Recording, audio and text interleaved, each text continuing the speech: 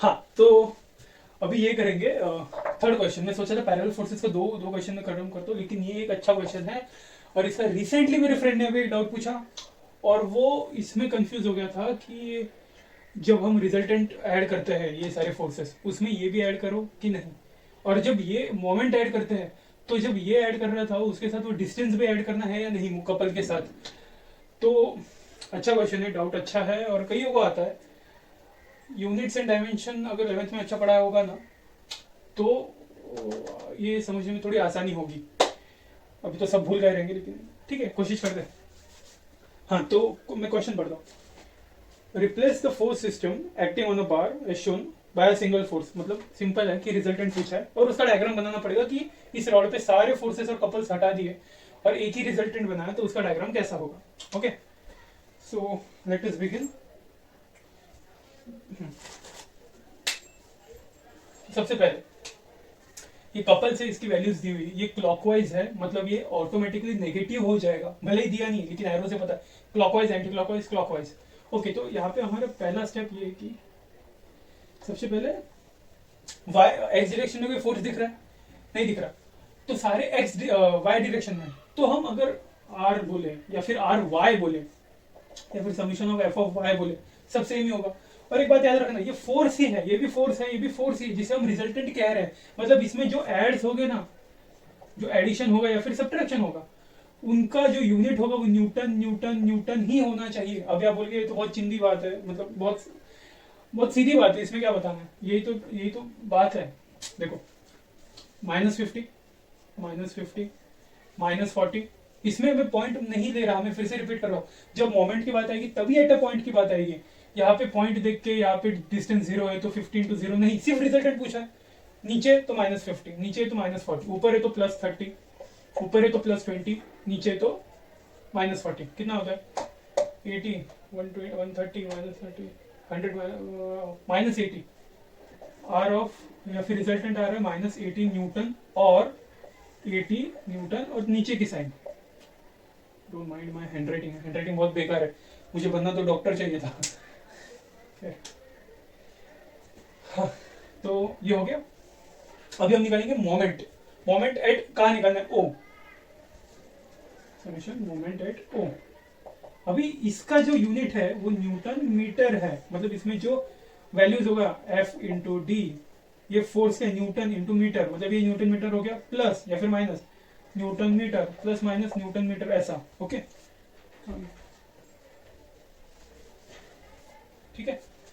तो अभी हाँ, 50 न्यूटन, ठीक है, लेकिन ओ से उसका डिस्टेंस कितना है? 0 है, तो ये 0। ये 40 न्यूटन। अभी ये ओ एक्सिस है, मतलब ये ऐसा रॉड है, इसके ऊपर जो नीचे फोर्स लगा रहा है वो इसको क्लॉकवाइज घुमाने की कोशिश कर रहा है, तो इसलिए माइनस, ये भी माइनस ही होता है, -50 इंटू 0, लेकिन वो 0 तो मतलब नहीं, -40 इंटू डिस्टेंस कितना है? ओ से ले रहे तो 1, फिर से ये 30 है, ऊपर है मतलब +30 इंटू डिस्टेंस कितना है? 1 + 1 2 इंटू 2, ये +20 इंटू डिस्टेंस कितना है? 3, 1 + 1 + 1। ओके, अब ये चौथा इन नेगेटिव है, -40 और डिस्टेंस कितना है? 1 2 3 4 इंटू 4, ये इतना हो गया। अब ये C1 C2 C3 सिर्फ हमें ऐड या सब्ट्रैक्ट करना है, इसका कोई मतलब नहीं कि डिस्टेंस की हुए, क्योंकि वो ऑलरेडी ये है, हम कैसे निकाल रहे हैं ना 30 × 2। सपोज हमें सीधा दिया होता 60, तो हम सीधा 60 ऐड करते हैं, या तो प्लस या तो माइनस, ऊपर रहता या फिर नीचे रहता, वैसा वो कपल दिया है उससे। फिर से अभी ये है, लोग मतलब बहुत से लोग क्या करते हैं, ये C1 लिखते हैं, C1 की वैल्यू 85 और इंटू 0 कर देते हैं। नो ब्रो, 85 जो है वो न्यूटन मीटर, वो ऑलरेडी मल्टीप्लाई करके आया हुआ है, सिर्फ ऐड या सब्ट्रैक्ट करो। यहाँ पे क्लॉकवाइज है तो सब्ट्रैक्ट करेंगे, यहाँ पे क्लॉकवाइज है तो सब्ट्रैक्ट करेंगे। C2 पॉजिटिव है, एक सेकेंड, हाँ C2 क्लॉकवाइज, एंटी क्लॉकवाइज है, लेट मी सी, हाँ ये तो ये पॉजिटिव है तो इसको ऐड करेंगे सिर्फ +65, और ये फिर से एंटी क्लॉकवाइज है, सिर्फ -90। अभी एक बात, अगर ये C3 यहां भी दिया होता ना तो उसको डिस्टेंस से कोई मतलब नहीं होता। अगर ये तीनों अलग से निकाल के यहां बना दिए होते 1 2 3, तो भी मतलब नहीं, क्योंकि इन तीनों की वैल्यू थी, सिर्फ ऐड करना, उनको डिस्टेंस से मतलब नहीं है। ये मैं जंबल कर दूं तो भी कोई दिक्कत नहीं होगा। याद रखना, मोमेंट के साथ कोई छेड़छाड़ नहीं, डिस्टेंस से मल्टीप्लाई नहीं करना है मोमेंट। तो ये हो गया, इसका ये ऐड करो, किया है मैंने प्लस 40 कितना आ रहा है, कहाँ भी किया है अभी, हाँ मोमेंट ऐड आ रहा है 40 प्लस 30 इंटू, हाँ वही, हाँ इसकी वैल्यू आ रही है, समीशन ऑफ एमओ की वैल्यू आ रही है 190। ये माइनस है, माइनस का मतलब क्या है, अगर ये रिजल्टेंट माइनस है प्लस होता है तो वो डायरेक्शन दिखाता है, मोमेंट माइनस है प्लस है तो वो क्लॉकवाइज एंटी क्लॉकवाइज बताएगा। करेक्ट, स्मार्ट यार। 190 न्यूटन मीटर और माइनस है मतलब क्लॉकवाइज। ठीक है, अभी distance by applying Varignon's theorem, distance is equal to summation of M at O upon resultant 190। अभी देखो हमें डिस्टेंस निकालना है, हमें माइनस से क्लॉकवाइज पता चल गया, ये माइनस से नीचे पता चल गया, वो लेने की जरूरत ही नहीं, हमें सिर्फ डिस्टेंस का पता करना है। अपॉन 80 कितना आता है इसका कैलकुलेशन 2.375। ठीक है, अब ये डिस्टेंस का यूनिट क्या है, मीटर। ओके, अब हम बनेंगे डायग्राम। अब ये डायग्राम अच्छे अच्छे छक्के छुड़ाता है, लेकिन तुम लोग भी तो हमसे सीख रहे हो। मजाक कर रहा हूँ। हाँ तो ये डायग्राम, ओके, तो ये ओ का पॉइंट बना लेंगे हम, या फिर एक ऐसा रॉड, ठीक है रॉड है ये जैसा था वैसा। अब ये डिस्टेंस, डिस्टेंस है और ये, एक सेकंड रुक जाओ, हाँ क्लॉकवाइज घूमना चाहिए और ये पीछे आएगा, ठीक है ना। हाँ तो मतलब क्लॉकवाइज भी घूमे और पीछे भी आए।